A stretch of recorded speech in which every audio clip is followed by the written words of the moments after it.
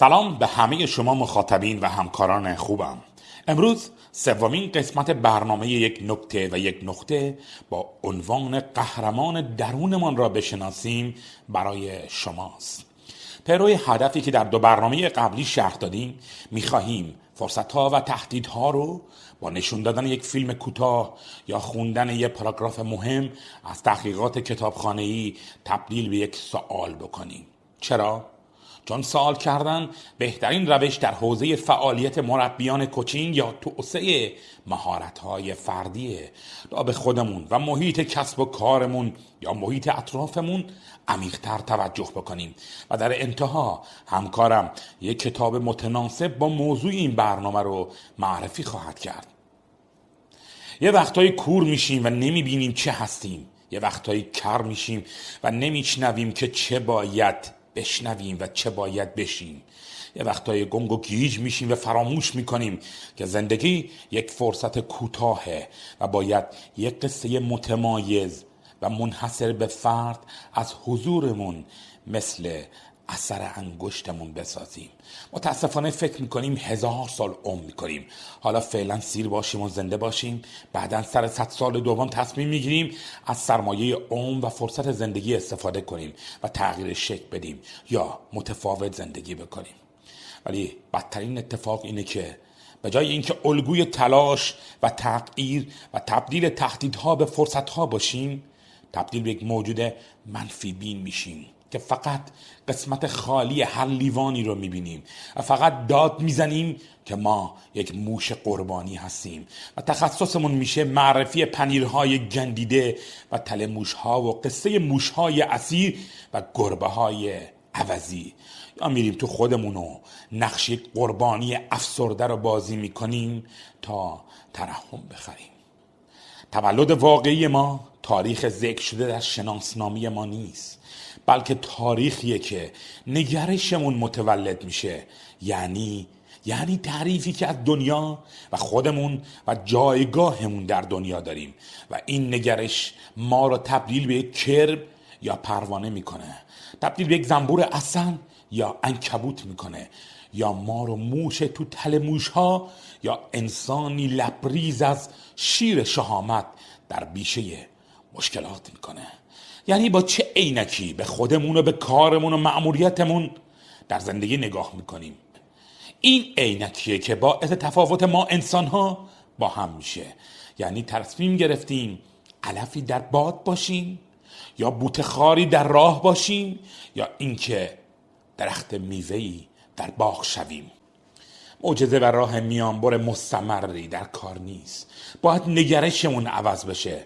در برنامه قبلی با عنوان تغییر شرح دادیم که باید تحت تأثیر یک فرد الهام بخش قرار بگیریم. باید به صورت مستمر در حلقه افراد مشتاق تغییر و با روحیه الهام بخش قرار بگیریم و بعد تکرار و تکرار و تکرار تا وضعیت ذهنی ما با تکیه بر یک چارچوب مؤثر تثبیت بشه. همچنین خوندن یک کتاب متمایز یا رویت یک فیلم متفاوت و گوش کردن به یک پادکست مفید میتونه جرقه شعله ور شدن انگیزه ما برای تغییر در حالمون بشه. بدبختی فقط فقر مالی نیست، بلکه قحطی همنشین‌های مثبت و الهام بخش و دارای سواد مهارت‌های فردی هم یک فقره. یک فقر. وقتی وسط مرغ‌های منفی بین که فقط قط میکنن قرار بگیریم، اگر غول هم باشیم یه جوجه مرغ افسرده میشیم. اگر شیر باشیم تبدیل به یک گربه خونگی در حال چرت زدن میشیم. داستان‌های کلیله و دمنه که لبریز از حکمت با زبان حیواناته حتما خوندید. من تصمیم دارم دوباره با نشون دادن یک فیلم 2 دقیقه‌ای و مستند شما رو تحریک کنم تا درباره قهرمان درونمون فکر کنیم که آیا این قهرمان در قفس تنبلی‌های جسمی و ذهنی ما اسیره یا آزادش کردیم و تقویتش کردیم تا قله‌های خاصی رو فتح کنه و از خودش نزد خدا و خلق خدا یک برند متفاوت بسازه.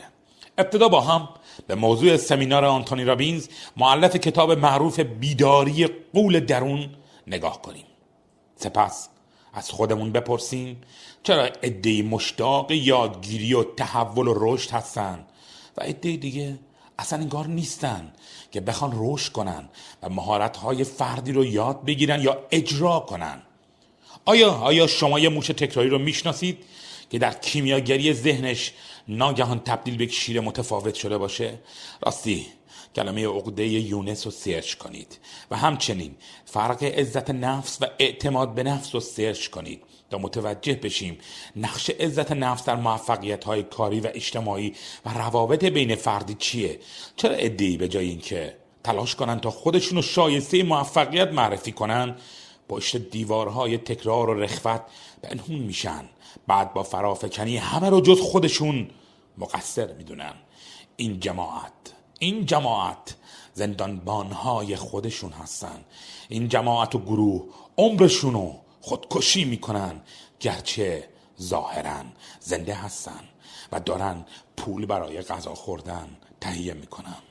با هم فیلم رو نگاه میکنیم. But there is a day in which it all can change. See, there was a day a long time ago. It was a time when a little baby was born. And the little baby was there with the baby's mother, and there was an attack. And the attack was brutal, and the mother was killed. And the father, trying to save the child, threw him in the bushes so the baby lion lived. And then the father was massacred as well. And after the massacre was done, the little baby woke up all alone. There's nothing to even see what his mother would look like. All he knows is alone, barely functioning at an early age. And then these sheep came by. Bah!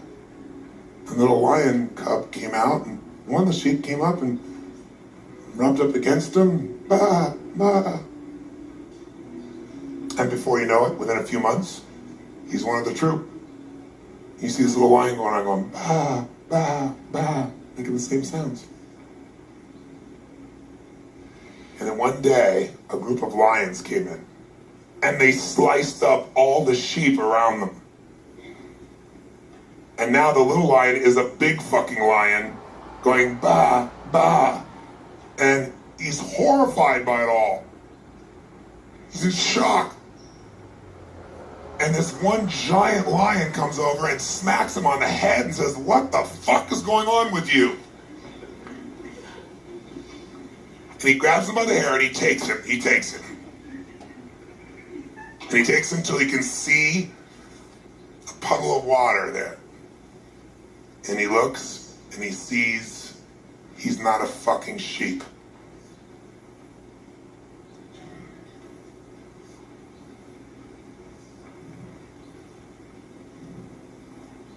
But still he's not convinced. So the lion feeds him some of the sheep, and he's trying to spit it out because it's a vegan and stuff. Are you vegan? Okay, that's close enough. He's horrified. I can't eat my brethren. But then the big lion shoves into his mouth, and something magical happens inside. Something truly magical. He fucking remembers who he is. That there's something inside of you that nothing can ever take away. Nothing. Something so fucking strong that it can be kind but powerful. And as the food goes down, a crazy fucking thing happens. He stops saying bah bah, and he fucking roars. Give me a roar. That's the fucking roar!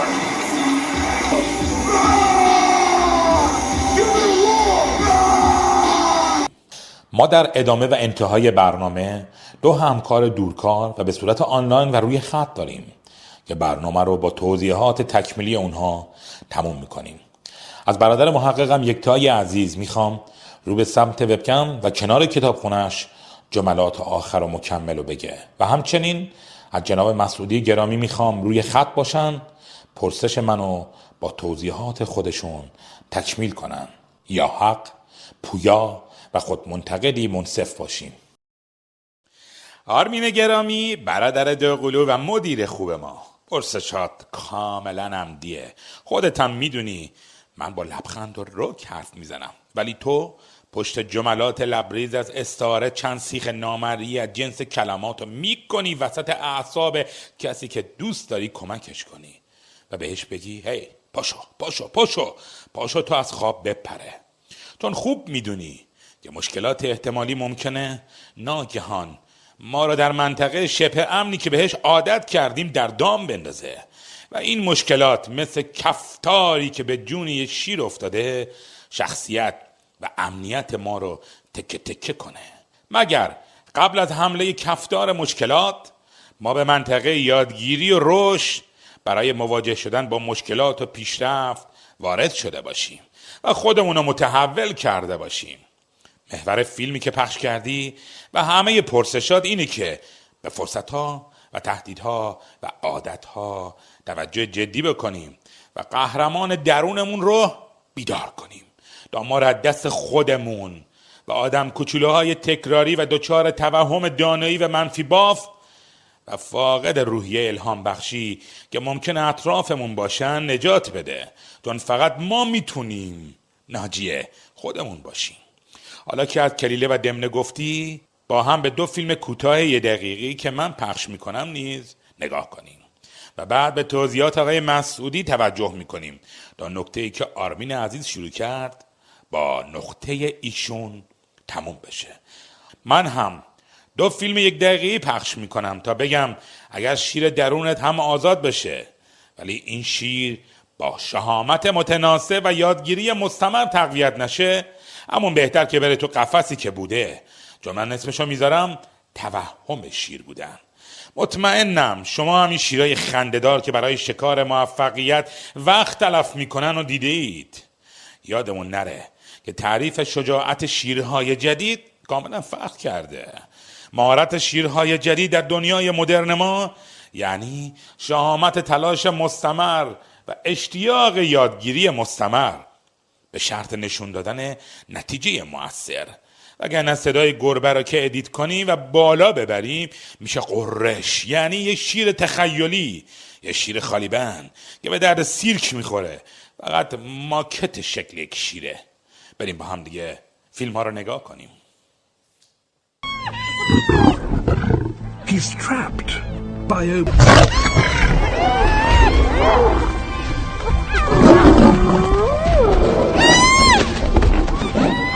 It's impossible to fight them all at once.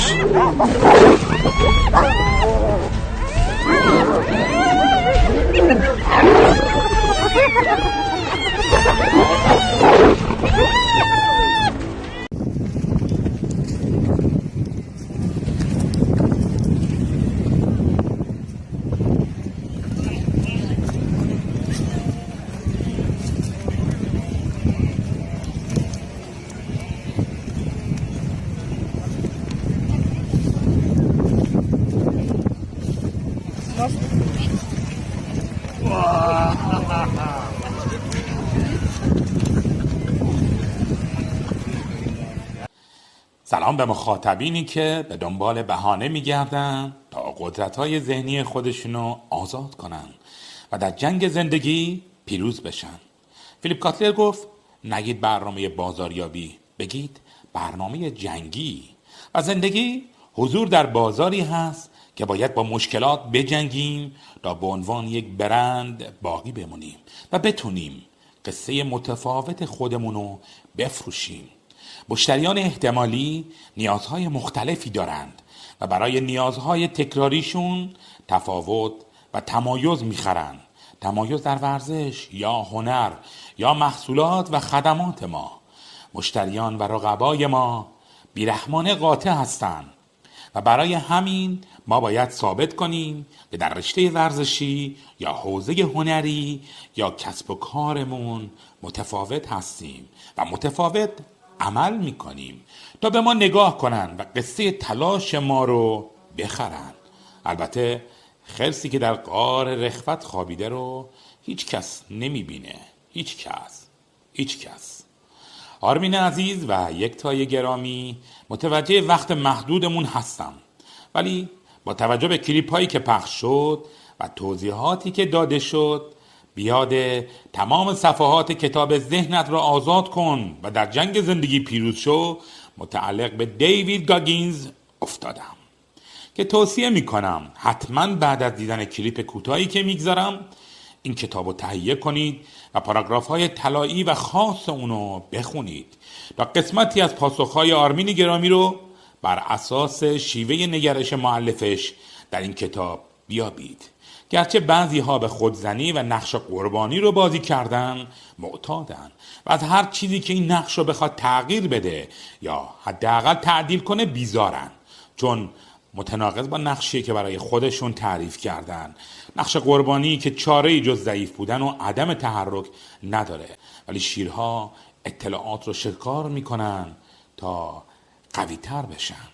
گاگینز به عنوان انسانی که در قفس مشکلاتش یک موش بود، با تغییر نگرشش تبدیل به یک دونده موفق و یک رکورددار موفق و یک الگوی امید موفق میشه و در نهایت شرح زندگی خودش رو در این کتاب می نویسه تا تحقق این توصیه برایان تریسی باشه که میگه در جستجوی مؤلفه های موفقیت به اصل جالبی برخوردم.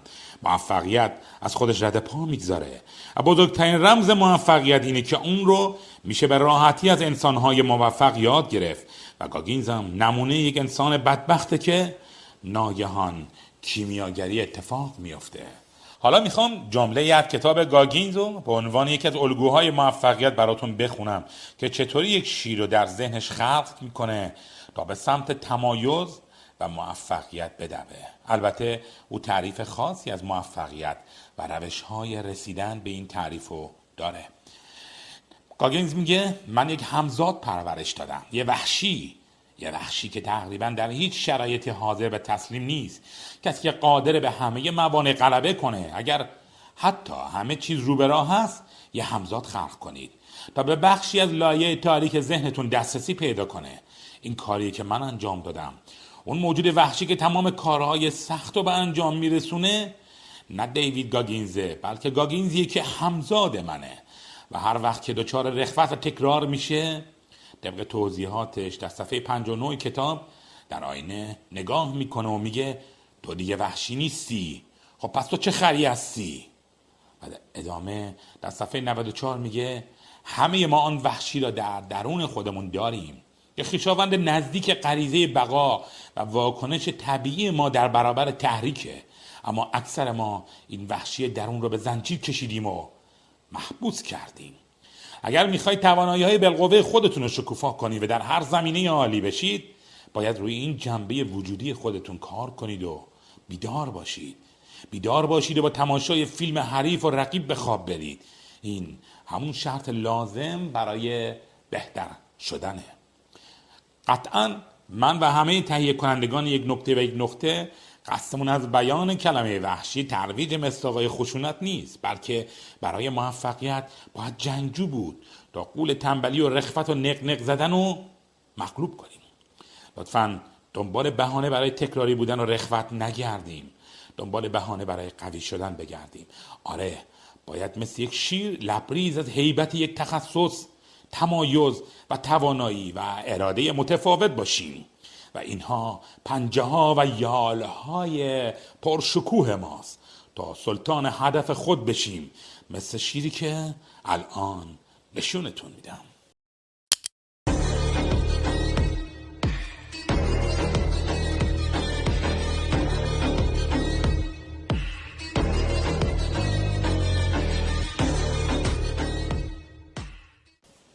خدا نگهدارتون و امیدوارم نکته رو متوجه شده باشید و کتابی که معرفی کردم یه نقطه و آغاز برای توسعه فردی شما باشه. یا حق دلشاد و زندگی نوردی متفاوت باشیم.